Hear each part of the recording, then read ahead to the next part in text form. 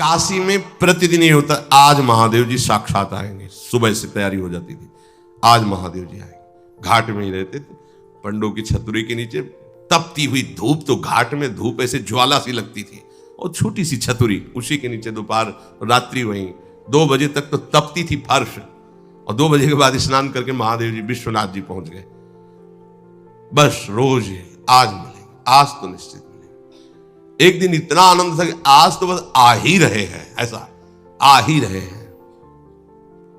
जैसी भावना करोगे, जा पर जाकर सत्य सने हो, सो तो ही मिले न कुछ संदेह हो।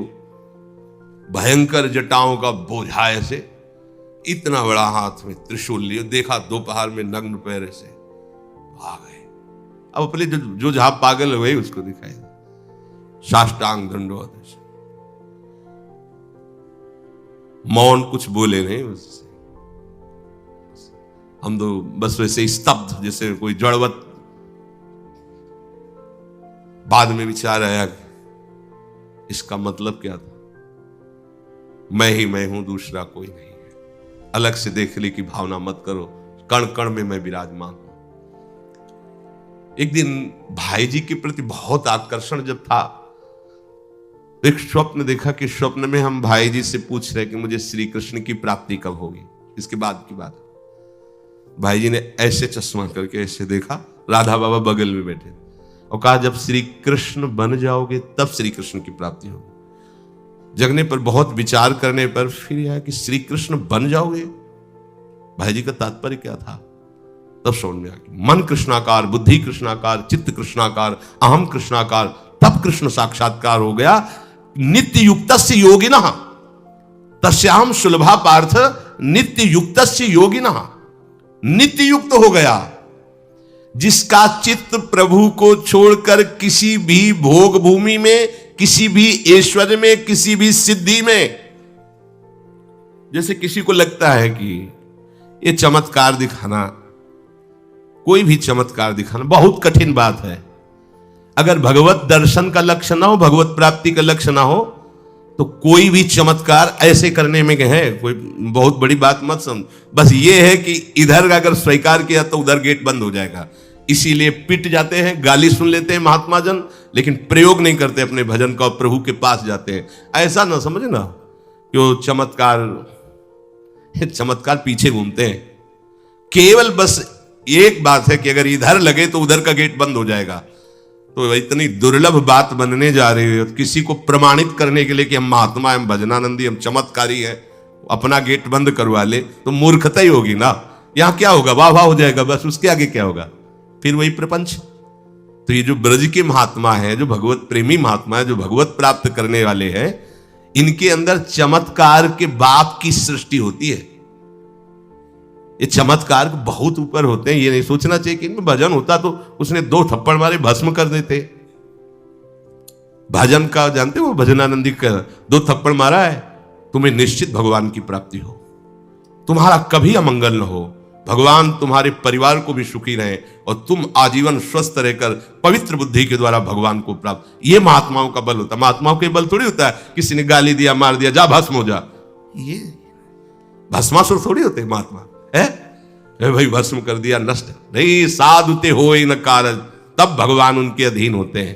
ये चमत्कार, ये ना सोचो कि भजन करते होते तो फिर ये चमत्कार, या ये गाड़ी घोड़ा रुपया पैसा चमत्कार, ये पापियों के पास भी है। ये तो प्रारब्ध का खेल है, प्रारब्ध बदला, ऐसे से ऐसे हो गया, इनका कोई महत्व नहीं है। महत्व है नित्य युक्तस्य योगिनः, तुम्हारा चित्त निरंतर आराध्य देव में युक्त है कि नहीं। किसी भी ऐश्वर्य, किसी भी भूमि, किसी भी पद का कोई भी संबंध, आश्रय, चिंतन नहीं। यह हुआ अनन्य चेता। जैसे पतिव्रता स्त्री का मन केवल पति के ही सुख में निमग्न रहता है, पति का चिंतन, पति की बातें, पति वो उसी में मगन रहती है। पति के सिवाय उसके मन में अन्य किसी पुरुष का राग पूर्वक चिंतन कभी होता ही नहीं। जैसे शिष्य का गुरु के सिवाय कहीं चिंतन नहीं होता। पतिव्रता पत्नी का मन, प्राण, तन सब पति के ही सेवा में, चिंतन में, मनन में। जैसे शिष्य का गुरु के ही तन, उनकी सेवा में मन, उनके आज्ञा के पालन करने में एक एक चेष्टा गुरु की प्रसन्नता के लिए। कोई दूसरा इष्ट शिष्य का होता ही नहीं है, शिष्य का कोई दूसरा इष्ट नहीं होता। ऐसे शिष्य को अपने गुरुदेव में ही भगवान का साक्षात्कार हो जाता है, क्योंकि पर्दा हटा तो देख लिया कि प्रिया प्रीतम मुस्कुराते हुए बैठे। श्री भट्ट देवाचार्य जी के पास जब हरिव्यास देवाचार्य जी आए तो कहा, भगवान हम शिष्य बनना चाहते हैं। तो उनका, तुम्हें हमारी गोद में कुछ दिखाई दे रहा है? तो कहा, ऐसा में कुछ तो नहीं दिखाई दे रहा है। तो उनका, फिर अभी तुम जाओ गिरिराज जी की 12 वर्ष परिक्रमा करो, राधे राधे बोलो 12 वर्ष। ऐसा ही किया, 12 वर्ष बाद फिर आए, अब कुछ दिखाई दे रहा है? बोले, भगवान कुछ नहीं दिखाई दे रहा। बोले, जाओ फिर 12 वर्ष करो। कह रहे कि जो शिष्य है गुरु के सिवा और कोई इष्ट नहीं है, उन्हीं का चिंतन, उन्हीं की आज्ञा, तो वही उसको साक्षात्कार हो जाता है। जब 24 वर्ष बाद आज्ञा पालन करके आए तो देखा प्रियालाल गोद में। बोले, अब कुछ दिखा है? हाँ। बोले, प्रियालाल महाराज जी विराजमान है, आओ। वही महावाणी के रचयिता श्री हरिव्यास देवाचार्य जी गुरु आज्ञा में एक कदम पीछे ने 24 वर्ष गिरिराज जी की परिक्रमा राधे राधे आए नहीं, जब तक आज्ञा पालन नहीं हुई। आज्ञा पालन साक्षात्कार करने के बाद मंत्र दीक्षा दी। आज्ञा पालन का फल भगवत साक्षात्कार। जो अन्य तरफ मन ले जाता है, अन्य तरफ अपना भाव ले जाता है, वो अनन्य चेता नहीं कहलाता है। अनन्य चेता को भगवान सुलभ हो जाते हैं। सततम यो माम स्मरति नित्यशः। सततम का अर्थ होता है जब आप होश में हैं तो आपका मंत्र या नाम चल रहा हो। नींद खुली, आप जप नहीं रहे, आपको ऐसा कि मंत्र जपना, ऐसा नहीं, चल रहा है। तो सोते में भी चल रहा है। जब आप नींद में गए तो आपका मंत्र चल रहा था, आप सुषुप्ति में हो गए पर आपको पता नहीं। जब जगो तो आप देखो चल रहा है कि नहीं चल रहा है। अगर चल रहा है तो चल रहा था, नहीं चल रहा तो फिर सतत नहीं था। उसका कारण आपने सोते समय भजन नहीं किया।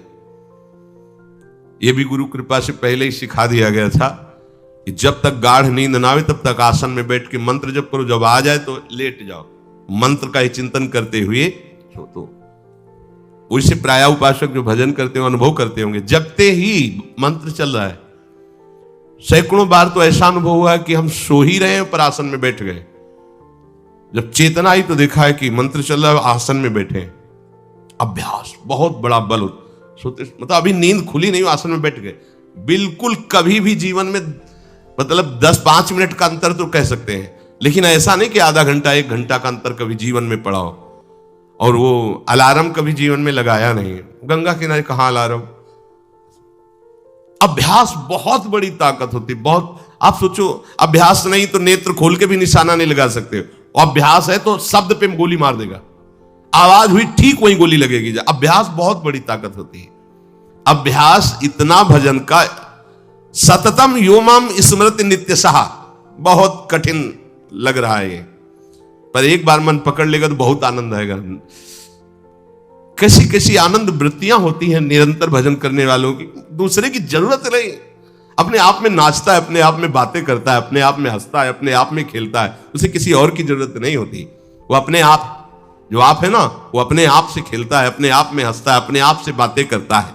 जो भगवत प्राप्ति करना चाहता है, जो अध्यात्म की ऐसी ऊंचाई पर पहुंचना चाहता है जहां काम क्रोध लोभ मोह मद मत्सर ईर्ष्या द्वेष इनका प्रवेश ही नहीं, इनकी पहुंच ही नहीं है, कितना उस हृदय में आनंद होगा जिसमें कोई कामना नहीं है, कोई द्वंद्व प्रभावित नहीं कर पा रहा।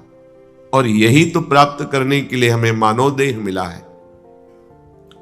पीछे के पद में भगवान ने भक्त्या युक्तः शब्द का प्रयोग किया था। भक्ति युक्त, भक्ति प्रभु के सिवा अन्य कोई हमारा प्रिय न रह जाए, यह है भक्ति की कसौटी। ज्ञान की कसौटी, आत्मरति के सिवा और कहीं रति न रह जाए। आत्मावान, आत्मरति, आत्म क्रीड़ावान। बात एक ही है, हम श्री कृष्ण बोले, ज्ञानी आत्मा बोले, योगी परमात्मा बोले, भक्त भगवान बोले, वो एक ही बात है। पर अन्य कुछ रह जाना, ना वो ज्ञानी है, ना वो योगी है, और ना वो भक्त है। भक्त्या युक्ता, प्रभु के सिवा अन्य कोई सत्ता नहीं, अन्य कहीं महत्ता नहीं, अन्य कहीं अपनापन नहीं। चाहे वो वस्तु हो या व्यक्ति हो या स्थान हो, चराचर जगत में कहीं भी अपनी प्रियता न रह जाए, इसी का नाम भक्ति है। कहने को भक्ति सरल लगती है, पर इसीलिए कठिन है कि सब जगह की प्रेम फांसी को काटकर एकमात्र आराध्य देव से प्रेम करना बड़ा कठिन है। बातें बना लेना बड़ा सरल है, पर अपनी ममता को, आसक्ति को समेट पाना बहुत बहुत कठिन है। कोई बिरला साधक ऐसा होता है जो अपने लक्ष्य की तरफ रखता है, भगवान सामने, सदगुरुदेव सामने, पर ये दुष्ट इंद्रियां और मन जगत को ही पाना चाहते हैं, जगत को ही भोगना चाहते हैं, जगत को ही देखना चाहते हैं। कैसी मलिनता! इसलिए भक्त्या युक्ता, बातें केवल कर लेना थोड़ी होता कि हमें भगवत प्राप्ति करनी। भगवत प्राप्ति करनी है तो इसके मूल में सारी बात आ गई कि अब मुझे और कुछ चाह नहीं रखनी, और कोई कामना की पूर्ति नहीं करनी, और किसी से अपनापन नहीं रखना, मुझे प्रभु चाहिए। ये सावधान हो जाइए, आप एकांत में भी भगवान के सामने हैं, आपको हमारे श्यामा श्याम देख रहे हैं। ऐसी भावना से हर समय सजग रहोगे तो पापाचरण बंद हो जाएंगे। पापाचरण बंद होते ही हृदय प्रभु की तरफ भाग पड़ेगा। प्रभु की तरफ भागना क्या है? प्रतिक्षण उनका गाढ़ चिंतन। फिर किसी सुख की तुम्हें आकांक्षा नहीं करनी पड़ेगी, किसी सुख का तुम्हें अभाव नहीं लगेगा।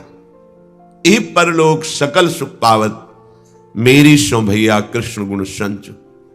तुम्हें मेरी शपथ है, तुम कृष्ण के गुणों का गायन करो, कृष्ण नाम रटो, कृष्ण रूप ध्यान करो। इसका फल होगा प्रियाजू के चरणों में प्रीति। जिसका गोरे चरणारविंद से संबंध है, इह परलोक किसी भी सुख की चाह ही नहीं रह जाती। प्रभु करुणा करके कह रहे हैं, वही आचार्य है, मेरी कसम तुम कृष्ण के गुणों का संचय करो, तुम्हें इस लोक परलोक में सब सुख मिल जाएंगे, कोई अभिलाषा अधूरी नहीं रह जाएगी। पर भक्त्या युक्ता, अन्य संबंध, अन्य महत्व बुद्धि, ये कलंक है हमारी भक्ति में। नहीं समझ रहे? चाहते हैं सुख, चेष्टाएं और चिंतन, दुखालयम अशाश्वतम। कैसे मिलेगा?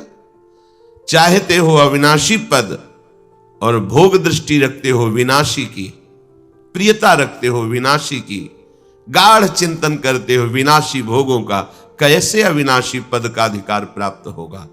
अरे तुम्हारा स्वरूप ही अविनाशी है। विस्मृत होकर भोगों में लगने से ही ये तुम्हारी दुर्दशा हुई है। भक्त्या युक्ता, अपने हृदय को भक्ति से युक्त करो। आराध्य देव के सिवा और कहीं चिंतन न जाए। अभ्यास योग युक्तेन चेतसा नान्यगामिना। स्पष्ट कह रहे हैं प्रभु, परमं पुरुषम दिव्यम याति पार्थान चिंतयेत्। निश्चित परम पुरुष दिव्य, उस परमात्मा की तुम्हें अनुभूति होगी, उसका साक्षात्कार हो जाएगा।